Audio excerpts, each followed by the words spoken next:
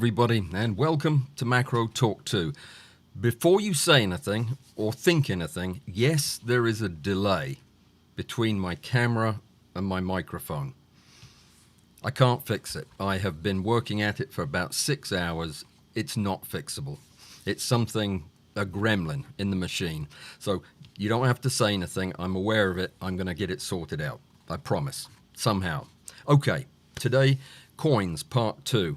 And unlike Coins Part 1, where I spent most of my time digging away at coin photographers, today we're actually going to talk about how you do it. And I still stand by my contention that if you're a good macro photographer, you know how to photograph coins. I think I'm going to prove that. There is one difference, one major difference, I think, in coin photography, and that is you need to know what your photographs are going to be used for, and they keep that secret.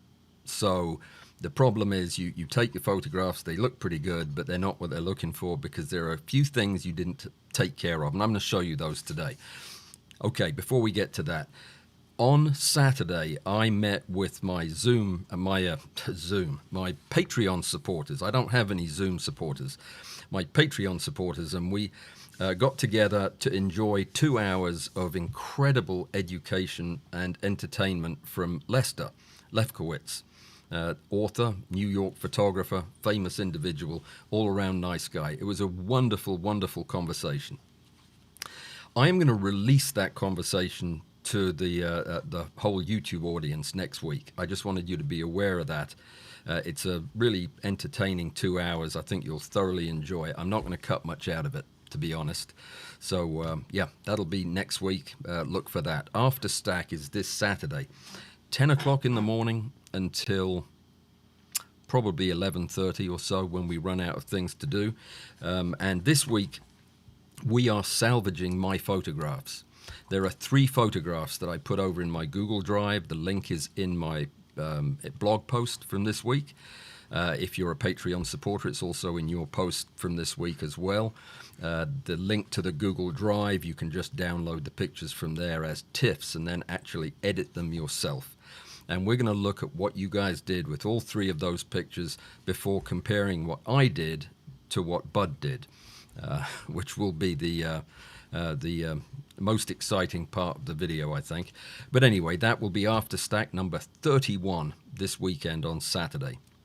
I see that my friend Ingolf Kuntz is here. He was unable to make it to Patreon on Saturday because he was at a concert watching Suzi Quatro. Do you remember her? Is she still alive? Are you absolutely sure of that, Ingolf? Was the concert good? I'm waiting for you to send me clips. I'd love to see what she looks like all these years later. I made up a word the last time we talked about coins. I used the word numismatography, which I thought was incredibly funny, that nobody had ever used before. And in fact, I don't think it is a word, but somebody said it had been used for something or other. But in the after Stack, I suppose you could say, of that episode, I went and bought the numismatography.com website. Don't ask me why. If you were a coin photographer and you're looking for the best coin photography name, site name ever, get in touch. I'll sell it to you. I don't know why I bought it. Numismatography.com. Don't go there now. There's nothing there. It'll just say, I own it. All right. Coin photography, workflows and challenges. That's what we're talking about today.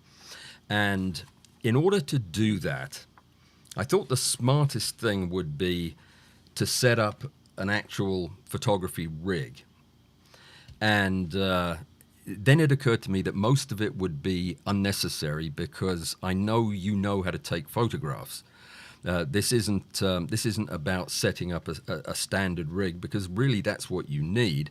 So instead I decided to focus on the things that were different. What would be different about photographing 3-dimensional but flat objects that were often shiny and reflective? That's really what coin photography is all about. So we'll begin by talking about the whole setup for your photography, what you need to take care of, what you need to be thinking about when you set up a rig to photograph coins. And then we'll get into the more interesting stuff about what makes it a little bit different and what you need to pay attention to. Now, in order to make that work, rather than creating actually just a whole photo rig on my desk, what I've done is I've created a test platform, kind of. It's this. It's well, it's hard to describe. It's a webcam looking at a coin with some lights, and I'm going to use it to show you some really, really important stuff about lighting. So that's the idea. That's what we'll be doing, and we'll be using that, and actually you'll get to see what that looks like by looking through the little camera that I've got there. This, by the way, is a coin that was made by metal that apparently came from the moon, or it was part of a spaceship, something like that. It's it's a commemorative coin. Got another one that we'll be looking at too. You might have seen that lady before. Yep, this is a shiny one. Very difficult to photograph. We'll talk about all those later when we get ready to do it, but that's the platform that we're going to be using. And it's a lot easier for me to work with that than the whole big rig. And I've got lights that I can move so I can show you what I'm talking about. And if that doesn't work, I've also got photographs that I took this morning to show the points that I want to make. So, camera and optics. What kind of lens? Any lens you want. Use anything you want that gives you the coverage that you're looking for, so that you can get the whole coin in your frame, which means, you know, any 50 to 105 millimeter macro lens, any enlarger lens, any microscope objective that's low enough magnification to serve your purposes, but also to show details on the surface of the coin. You can use anything like that. Any normal macro setup that you would use to shoot anything else. Okay? One thing's very important though, it needs to be vertical. There are definitely ways that you can use a horizontal setup to photograph coins, but you make it much, much more difficult. The issue is, of course, with flatness. You really, really want to be able to have an index flatness that's actually on your sensor, so that you have a sensor that's parallel to the surface you're shooting on. If you try to do this horizontally, which I have done before, you have to have a way to hold the subject absolutely parallel to the sensor, which means it has to be held upright, which means you need something behind the coin that isn't going to mar the coin or leave marks on it, or blue tack or whatever it is you use. You have to hold it up, and you don't want anything else in the frame. You want the coin to be, you know, free floating. The only way to really do that is to put it on a flat surface. You can put it on a flat surface with a riser so that it's separated from the background, which is often a good idea. Or you can just use a black, very absorbent, light absorbent type of backdrop. And I'll show you that in a minute, because that's what I've done here. I had a piece of it left over too. And yeah, I'm just using a piece of this black absorbent pad. Doesn't absorb anything except light, of course, but yeah, it does a good job of that. So that's all you need to think about, really, is a vertical setup is just much easier to use. It's also going to be more practical when I start talking about the lighting, because I'll be describing it in a way that will be a little different than if we were on a horizontal rig, but I'll show you all that when we get there. So the lens doesn't really matter. It's whatever you've got. Lots of people are crazy about using 200 millimeter macro lens. That if you're lucky enough to have one, by all means, knock yourself out and use it. It gives you more separation from the coin, certainly. So you've got more room to work, more room to maneuver your lights. And if you are lucky enough to have one of those Micro Nikkor 200 millimeter f4s, that is an incredibly sharp lens, wonderful for coin photography. Okay, but anything else would do too. A reversed enlarger lens would be fantastic as well. Now, one thing that you need to think about when you're photographing coins, and I'm going to talk about this in depth in a minute, but is reproducibility. You want to have a photograph of a coin that is predictably going to look like other photographs of coins that you take, and kind of predictably like the coin photographs other people take. So once you get it dialed in, put marks on your table or your setup so that you know what your coin photography setup looks like, where your stand is, where your camera is, mount-wise, where your lights are. You want to be able to relatively quickly go back to wherever you were when you took your previous 500 pictures of coins. You don't want them to look different. This is one of those instances where there is plenty of opportunity to take artistically pleasing photographs of coins, and I'll show you some examples of that in a minute. But we're going to talk mostly about the kind of coin photography that coin photographers do, which is more of a documentary process, and a fairly predictable and standard workflow is what we're going to talk about mostly. Of course, you can knock yourself out and do whatever you want with you can put red filters on your lights and have them spinning around, and you can do whatever you want to make your coin look the way you want it to. But we're going to talk about the way that other coin photographers would not ridicule you if they saw your coin pictures. So having absolutely level camera, if you don't have a spirit level, get one, and make sure your camera's level, your vertical is vertical, and so on and so forth. And stop looking at my mouth, because the delay is not going to stop. It's not. I tried every button you can press, and it won't go away. So Mike, I'm talking to you specifically. Thank you for letting me know about the delay, by the way. Okay, if you're using a copy stand, which is a great idea, that's an already upright, already vertical system where copies used to be made. That's a great way to do it, but make sure it's rigid and it's secured to the ground or the table so that it doesn't move.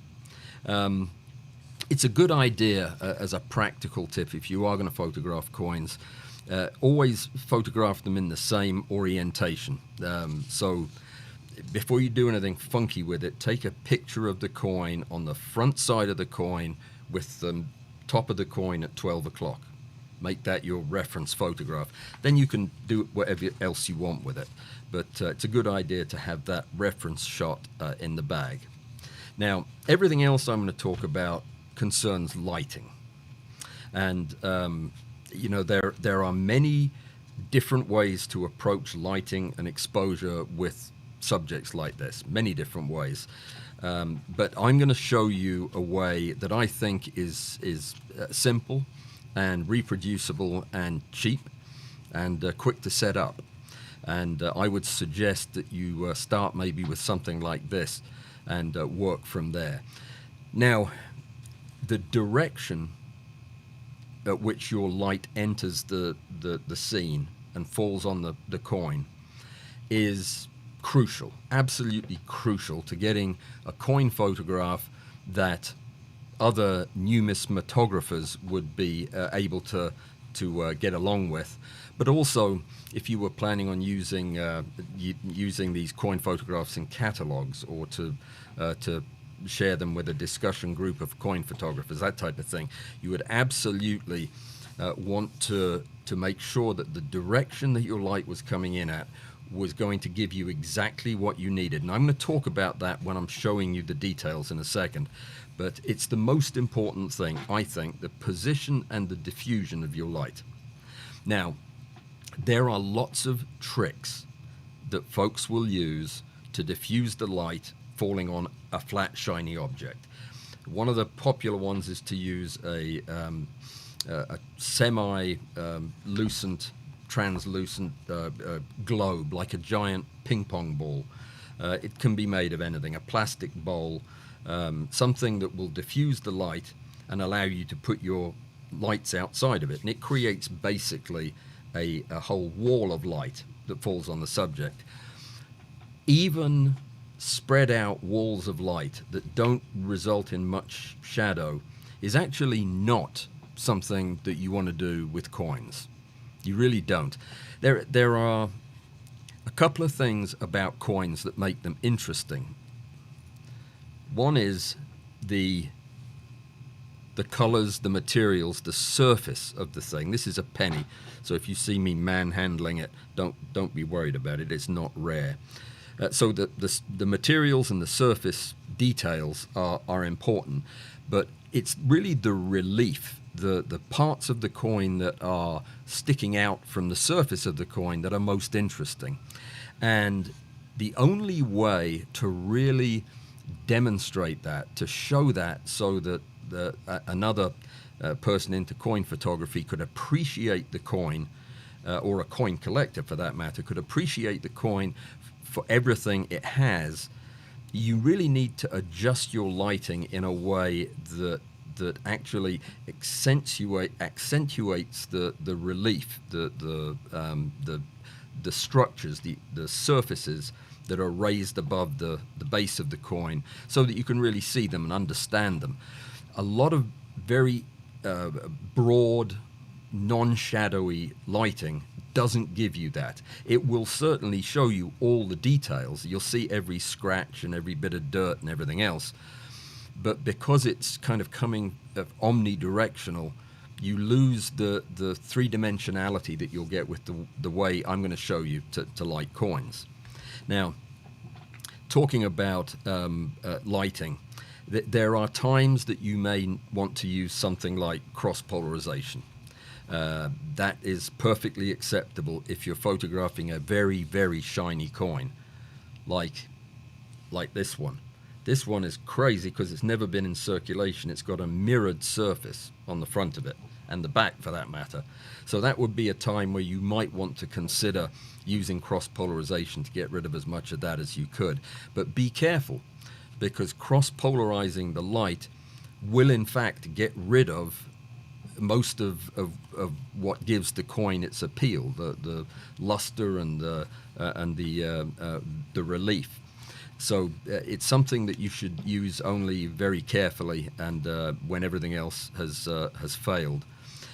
Use repeatable light positions. I mentioned this before. What I generally do, I do this with all my lighting, is when I find something that works, I take a picture of it with my phone and put it in a folder, so that I can go back to it and refresh my memory.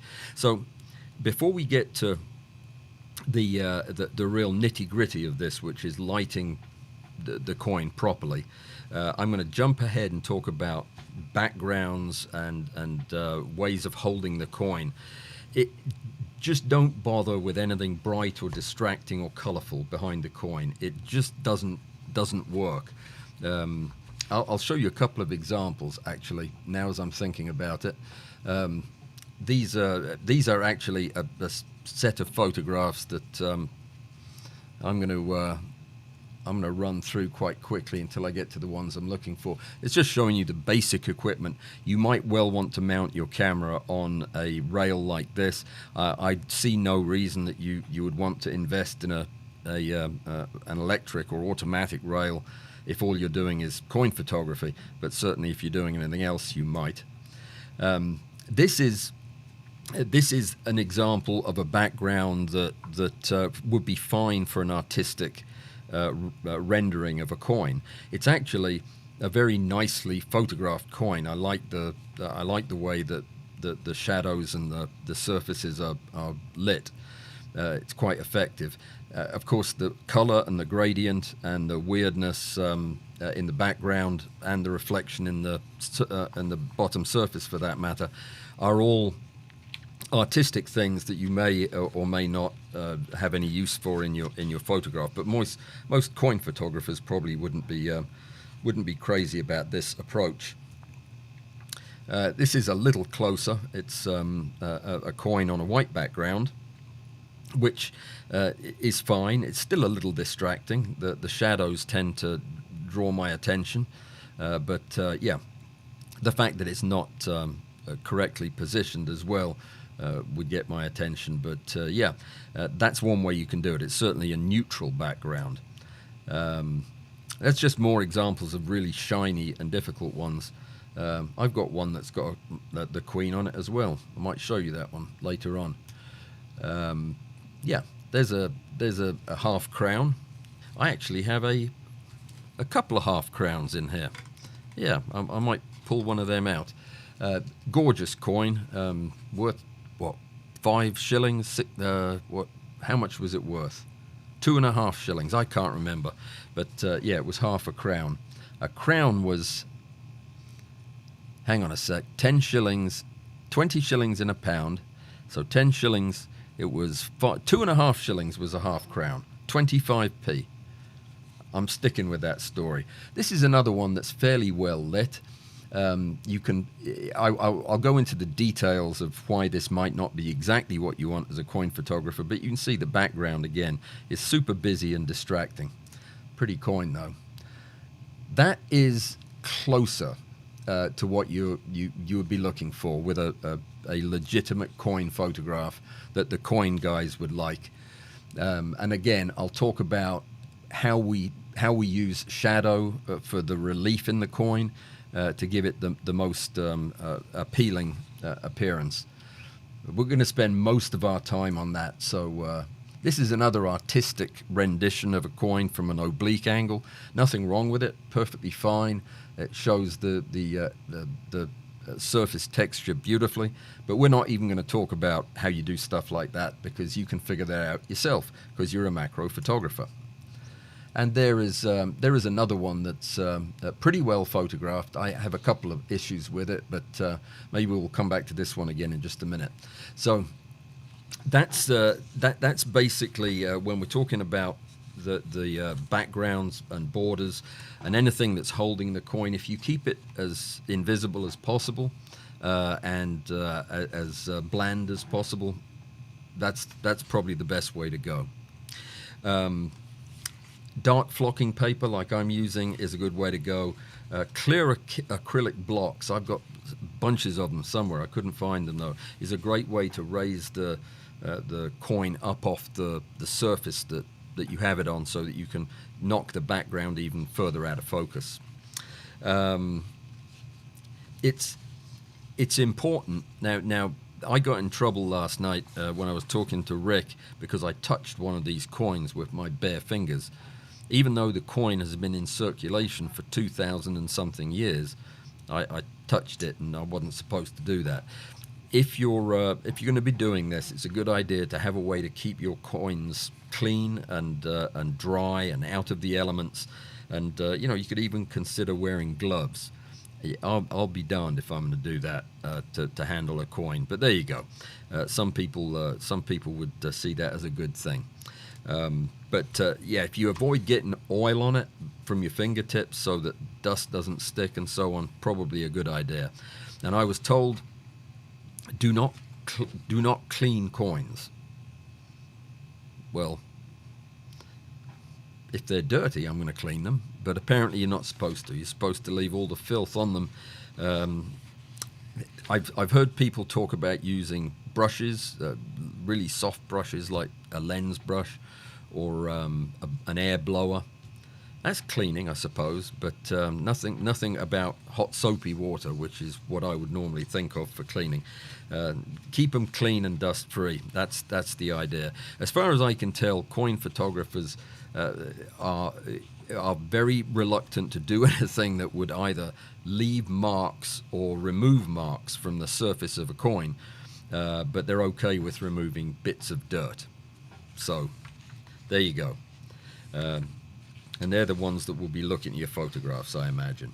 All right, so the actual capture and the photography part, once you're set up vertically, you've got your lighting figured out, which I know you don't know about yet, but we'll get back to in a second. It's good to have a routine. Just like most of us who photograph insects, I have a routine. I will shoot a back and a belly and then a side view, and then I'll get creative. But I'll have those reference views always at first. It's definitely a good idea to do that with coins, especially if they're rare or valuable coins. Shoot the front of the coin with the top at the 12 o'clock position. Shoot the back of the coin, presumably in the same orientation. And once you've done that, then you can decide what you're going to do from that point on. But as long as you get a good reference from the top and the bottom, it's a good idea. And it's always a good idea with coins to use some kind of a reference ruler. Thank you, Diane. I just got super chatted by Diane. Thank you so much. And I'll get to the comments in just a second here. But anyway, if you use a reference number, or if this is a collector's coin or the museum has asked you to photograph them, it's a good idea to make note of the number that the coin has been assigned, the control number or the serial number, and put that in your photograph as a documentation. But yeah, definitely use a scale if you can do that. Now, we're gonna talk about exposure strategy in just a second. Well, we can talk about it now because I'm going to tell you that one of the things I hear people talking about, and I mentioned it as a possibility last time, was high dynamic range photography using HDR. That's multiple exposures at different exposures, multiple shots at different exposures, so that you can blend them together to get an image with the full dynamic range in it. I would argue that you really don't need to do that if you're controlling the light in the studio, as you should be. It doesn't really make a whole lot of sense to me, even if it's a highly polished surface. Changing the position of the light, changing the diffusion, adding polarization, all of these things will give you the enough control to where I doubt you'd ever want to use HDR. Focus stacking, I will focus stack coins kind of like these moon coins or medals. I have some marathon race medals that I won. Don't worry, I didn't win the race. They give you a medal if you finish the race without vomiting too much. And yeah, I've got those medals, and they're very thick. They have a lot of relief in them, so they're very much three-dimensional objects, and they need to be focus stacked. Most coins probably don't, depending on your lens and your camera. It would be unusual, I think, to need to do more than a couple of shots, but certainly bear that in mind. So the main issue is going to be dealing with the reflections and dealing with the relief of the coin, and that's what we're going to spend the rest of the time talking about. A couple of tips: if the coin you're photographing has a catalog number, if it's already been photographed, you know, if you're a collector and you know anything about it, include that number in your file name. It'll help you track them down. Always shoot RAW. That stands to reason. You wouldn't want to limit yourself. If you're sending a picture of a coin to me to ask me if I'd buy it from you, then yeah. Well, that's not a good example, because I would want to see the complete photograph. If you were sending it to me to see if it was a coin, for example, yeah, you could use a JPEG and do that. But most of the time, if you're actually photographing a coin, shoot in RAW. And yeah, it's a good idea. I'm not going to step on Lester's toes when it comes to Lightroom and record keeping. But if you shoot a lot of coins, you probably should consider a folder or a collection for pretty specific down to the coin if necessary, so that you have the front and the back and the detail of your particular coin in a folder, so that you can go straight to it. That's just what I would do anyway. We'll come back, loop back around to talk about post-processing in just a minute, but I do want to cover the lighting issue.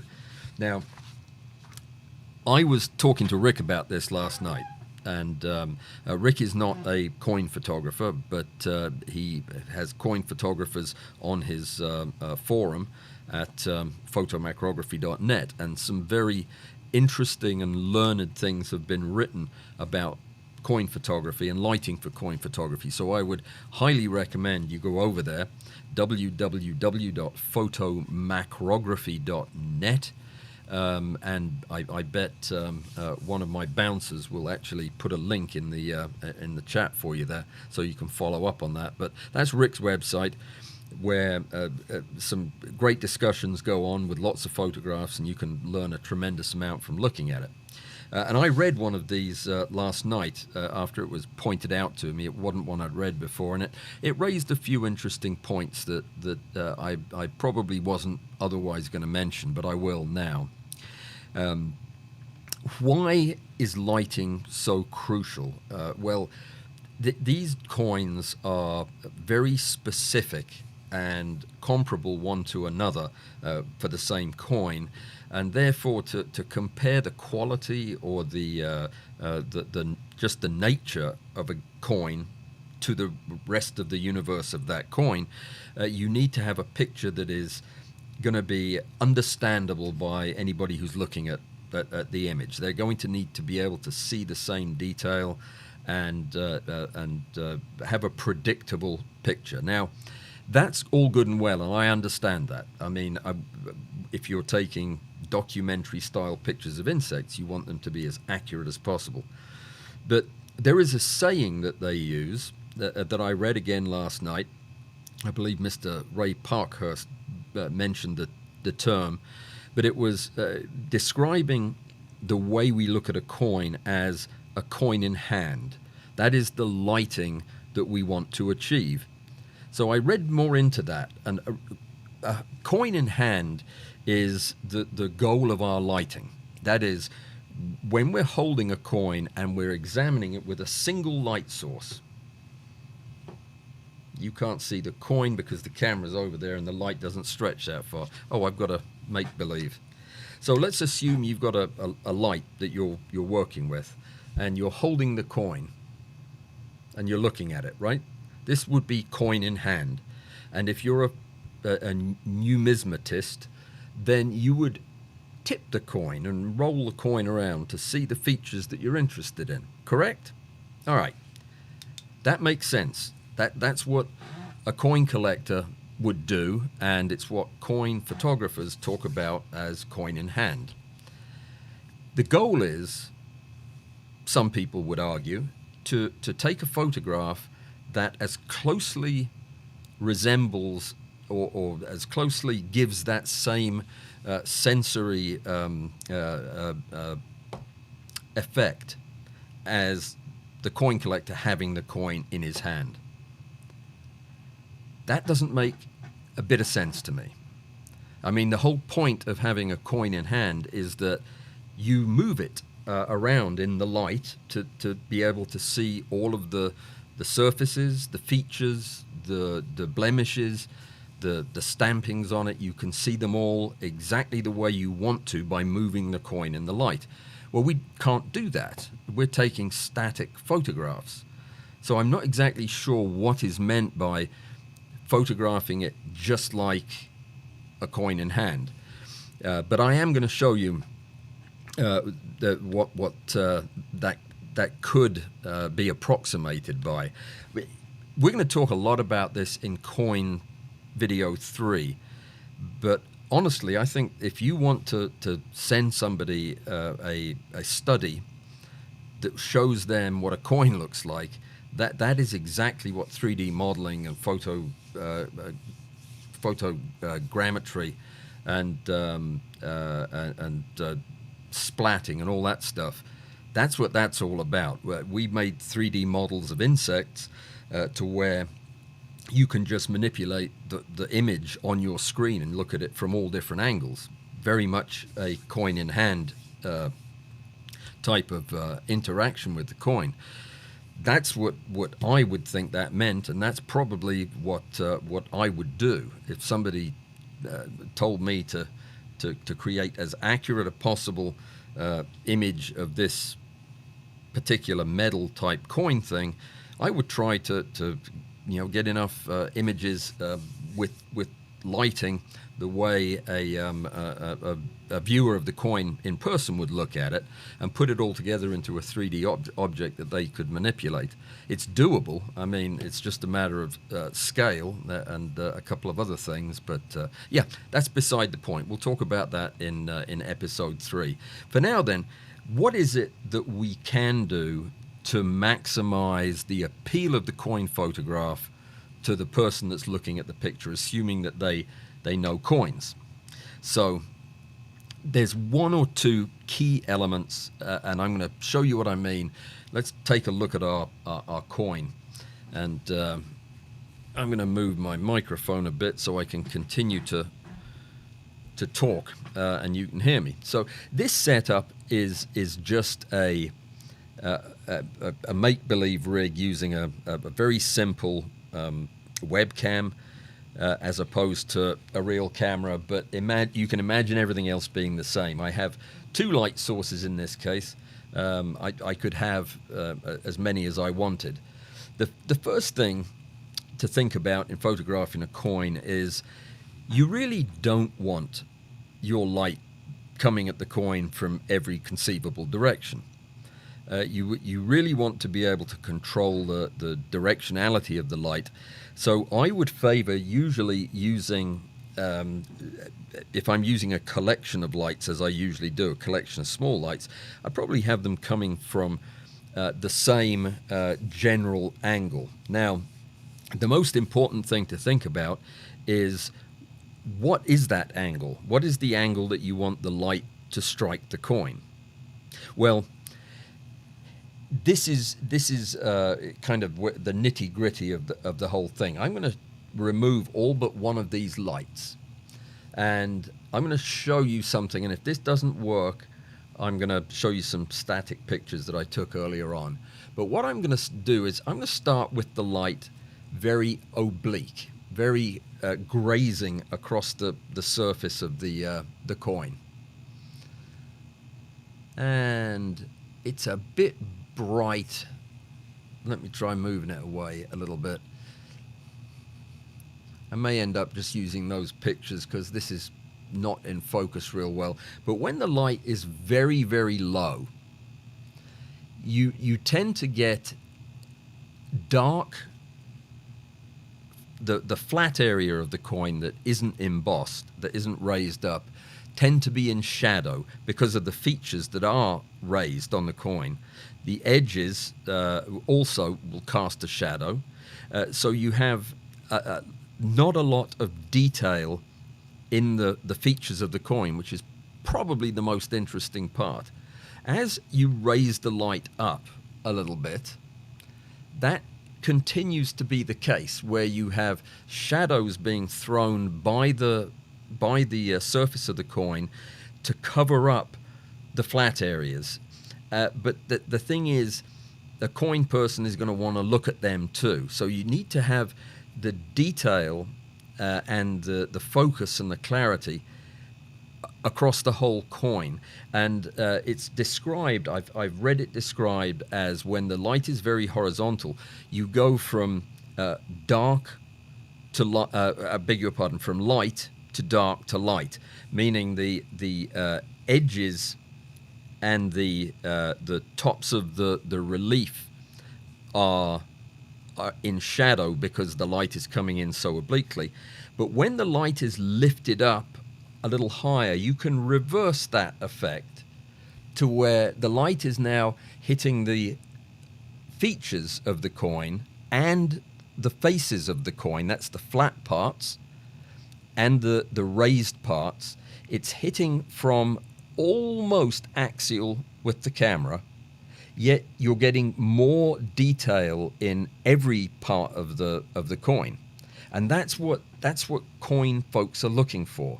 And that reverses that effect. Now you have light, dark, light, as opposed to dark, light, dark for the edges and the surfaces and the features of the coin. I'll show this to you in these examples. Let me see if I can pull them up, because I think this will help you see them a little better. Yeah, that's definitely better. hold on 1 second and I'll bring them over. So this was done just with a flashlight and that's it, a flashlight and my cell phone. But it shows the light with the coin with the light coming in at different angles. And let me find the rest of the frames here. Oh dear, hold on just 1 second. I messed something up. Hang on just a minute. Let me find where I put the actual series of pictures. These are helpful, so if I can't find them, I'll replicate what I just did. I see what I did wrong. I'll bring them all over. So the idea is this: you want to try to get the light to fall evenly and in a diffused manner, because you still don't want specular highlights. You want the diffused light to fall all over the coin so that you're getting light at all of the features that you want to look at. But in order to see relief, you're getting shadow around the features. And the only way to really do that is by having the light almost axial to the camera. That means all alongside the lens and pointing down. You don't have to go very far to the side of that angle. I was just doing hand gestures. That whole thing there, I was doing hand gestures, and you didn't see any of them. As soon as I find my cursor, I'll do the hand gestures again. Oh no, you were. I'm sorry. I had my screen covered. Forgive me. It's all technical stuff. Anyhow, have your light almost axial to the lens, and control your brightness with the number of lights, the amount of diffusion, so that you don't get specular reflections. When you do that, the effect you get is more like this picture that I'm going to show you than the first one. And we'll go back and look at the first one again. Now remember, this was done with a cell phone and a flashlight. But here, with the light vertical and almost alongside the cell phone, you can see that the features are now lit and bright. The flat surfaces that you're going to be interested in looking at for nicks and what have you, printing errors and so on, they're all well lit, and the shadows are around the features, helping to bring out the relief. This is what coin photographers want to see. This is what your professional coin photographic services will provide. Images with this kind, probably not as green as this. I wonder why that is. Why they're so green. But yeah. So that's what we're generally looking for. That's what you're trying to get, and you cannot get that when your coin is lit from the side. Even with really, really good diffusion, you end up with a situation that looks much more like, yeah, this I'm going to show you. This is the opposite. This is where the light is all the way down low and coming in scathing across the top of the subject. You can see now that the surfaces are in shadow because of the rim of the coin, and the features are in shadow because the light is coming in and being blocked by these edges. And see them? See how bright they are? What you're looking for with a coin photograph is the opposite of this. You want the light shining on the interesting features, the surface of the letters, and the faces of the coin, and you want the shadows to be falling around the edges so that this outline is dark. What was that I just did? I caused a small coin to float across. Let me see if any of these other photographs are important enough to show you. But you see the point I'm getting at? If you do that, you will probably impress a coin photography type expert person who is looking at your photography, because they'd think, oh, that person knows how to photograph a coin. That is what we saw in those earlier pictures that we looked at. In fact, let me see if I can get to them real quick because they're better examples. Yeah, so this was one where you can see the faces of the letters and the emblem on the front of the coin are not really well lit. This is quite axial looking, and you can see the shadows around the edges. But there were a couple of coins that were much nicer looking than that. This one is almost there. You've still got a lot of light edges, suggesting that the light is coming in actually from the top here at a fairly low angle.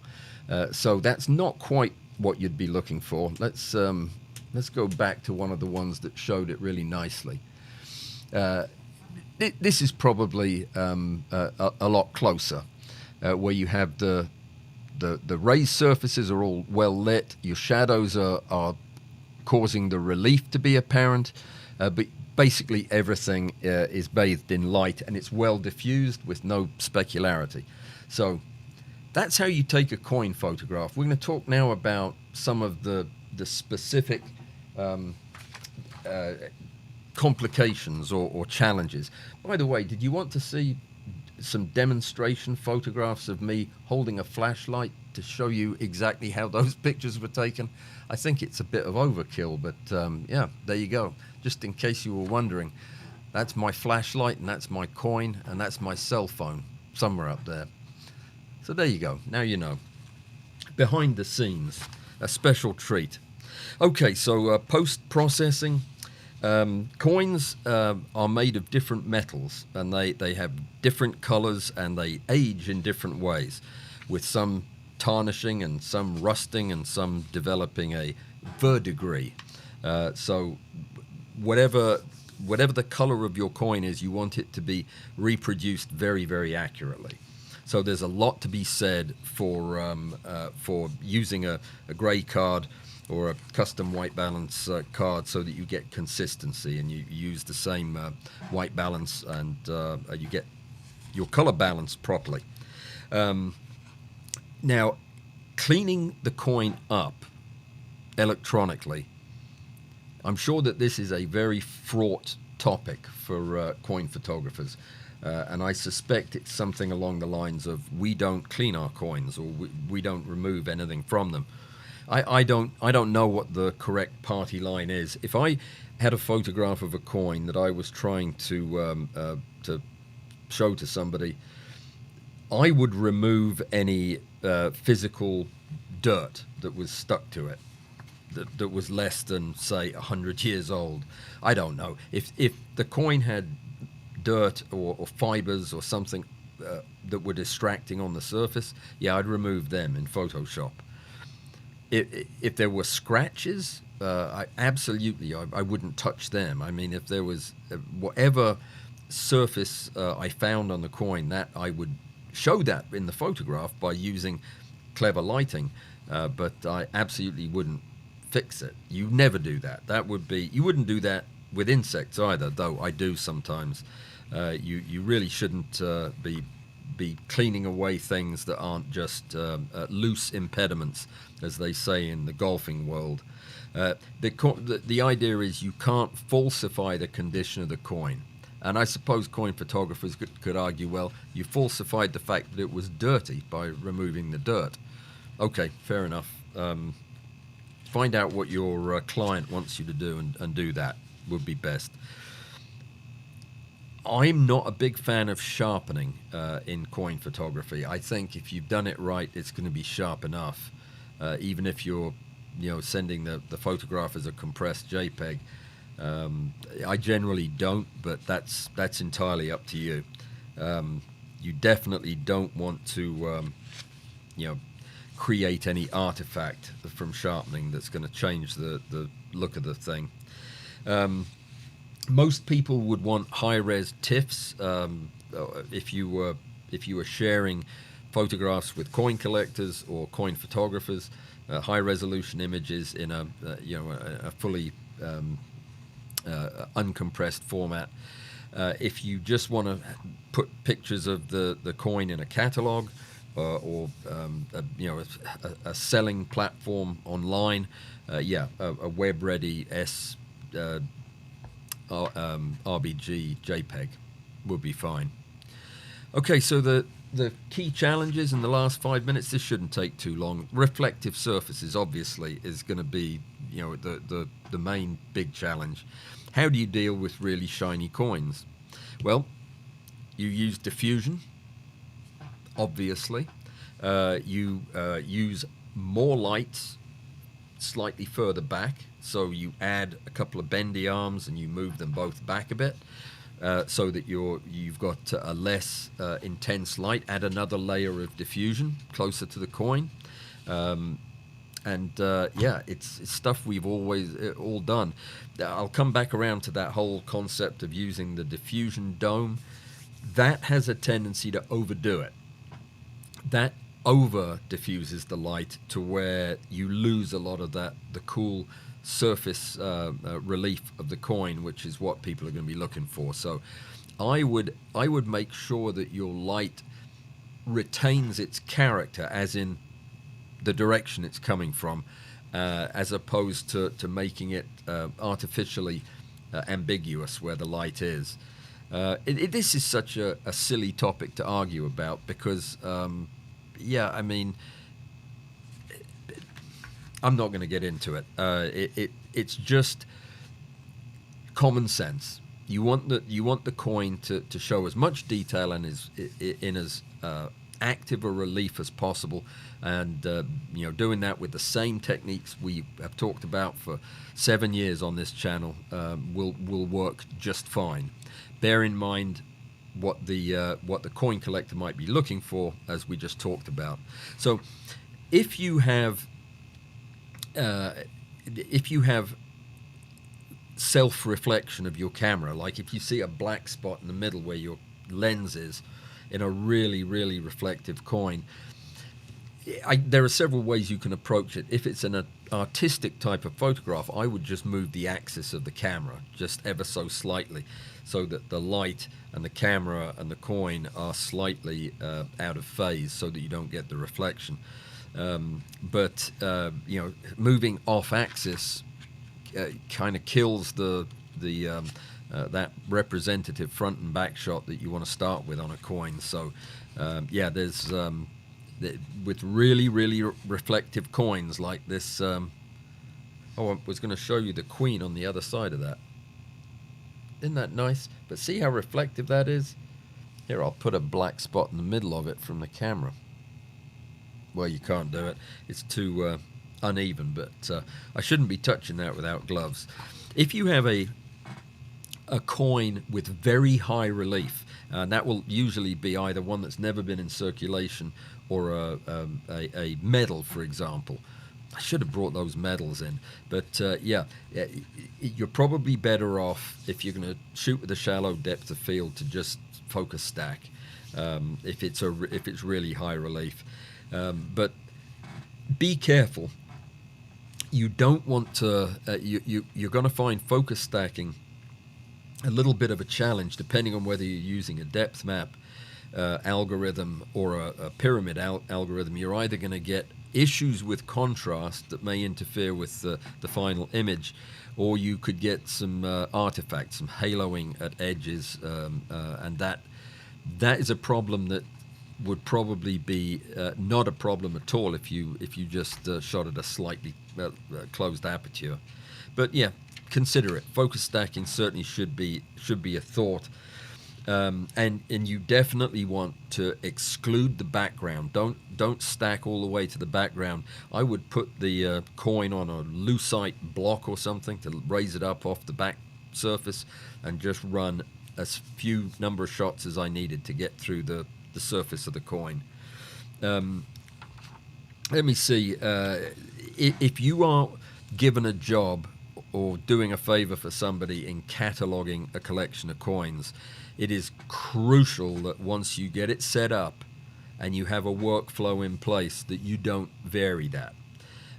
Because when you do, it becomes very hard to the viewer has to then figure out what you're doing differently on this coin. So once you get it set up, you get the lighting where it's giving you the nice even light with the shadows around the features, and you've got it the way you like it, set it in stone and finish the whole collection without changing anything. It's really a good idea. We already talked about using fixed setups. Damage, I think we covered that pretty well. You really don't want to either accentuate or de-emphasize damage if you're talking to coin people about it, because it's part of the coin. There are times when you might want to not exaggerate but highlight damage. If you were trying to show somebody, yeah, this is a lovely coin, except it's got a scratch through the visor of the astronaut, say, then you would probably want to get a really focused shot of that of that piece of damage. It didn't hit the floor. Of that piece of damage, so that they could see exactly what you were talking about, and that might mean kind of accentuating it, but or highlighting it. But most of the time, you just would try to show it as realistic and as normal as possible. For sales, if you're trying to sell a coin, if you have, for example, an incredibly rare denarius from Rome, which I have. Should I put it under the other camera? Do you want to see what this looks like? This was in circulation at the beginning of the modern era. Ignore the dirt and ignore the fact that I may or may not have touched that coin. That's it. Not a super attractive ruler at the time, but there you go. That's a denarius. I won't touch it with my fingers to turn it over, but that's the other side. Upside down. There you go. Yeah, I can't read what it says, but it's a chap on a chariot. Yeah, there you go.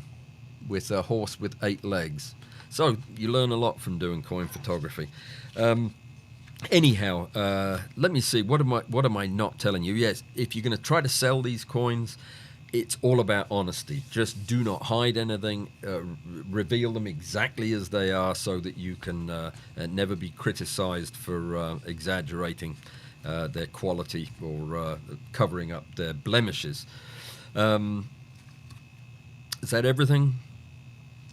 You know, setting up your rig to shoot coins and then shooting all your coins at once is, or all your batch, is a good idea. For another reason too, it can take quite a while to set up a single coin shot. But once you do, it's all set up, and it's not rocket science. But you don't want to have to do this amount of work every time you do one. If you're photographing coins for educational purposes, for example, to teach children what coins are, knock yourself out. Do whatever it is you want. If you're photographing them for your own artistic pursuits, do whatever you want. I don't care.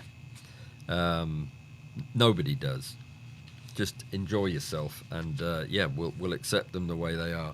It's just if you're doing the other things, you want to do it right, so they don't laugh at you. I think it's everything. There were some other things that I was going to talk about. I may talk about them when we get to the advanced techniques, because that's going to be really interesting, because we're going to talk about all kinds of 3D imaging things that may be something you'd be interested in learning about. If you do this efficiently and honestly and repeatably, you'll be in good shape. If you keep your lighting close to axial as you can get it, you're ahead of the game. And just use all the tricks that you use in macro photography to fight specular highlights and ugly reflections. That's it. So now you know how to do coin photography. That wasn't so painful, was it? It was? Well, I do apologise. Let me see. Loads of folks here, and lots of interesting chit chat going along. Ingolf Kuntz googled a little bit, and isn't this crazy? A sovereign is worth 4 crown. Half crown is 10 florins. 20 shillings equals 60 groats. 240 pennies, or 960 farthings, or £1 sterling. Okay, so £1 is 4 crowns. So I was wrong. It's 6 shillings. 8 half crowns. Yeah, forget about it. Ingolf, I lived there. I grew up spending and saving up this English money. Just for them to take it away and come in with the decimal stuff when I was a wee lad. But no, I knew it. Pounds, shillings and pence. Loved it. Loved that money. David thinks British money is like measuring things in hogsheads, which it probably is. Oh, dearie me. 2 and 6, says Graham. Also known as half a dollar, as were... $4 to £1 in those days. 6pence pocket money a week. You got 6pence? You didn't get 6pence. That's way too much. 3pence was all I got.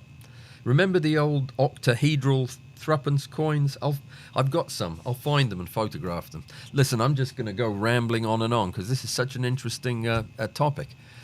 Roy, did you not get a 6pence? Sure you did. When I was like 18, I got 2 shillings or something. I wasn't getting pocket money when I was 18. Okay, I've got to go. I'm sorry about the lag business. I am working on it. I'll get it fixed for next time. I'll see you on Saturday in Afterstack. And failing that, I'll see you some other place. Thanks for coming. Have a great weekend. And thank you to Alistair and Amy and to Bud for... your bouncer duties, which are much appreciated. And I will see you guys next week. Take care.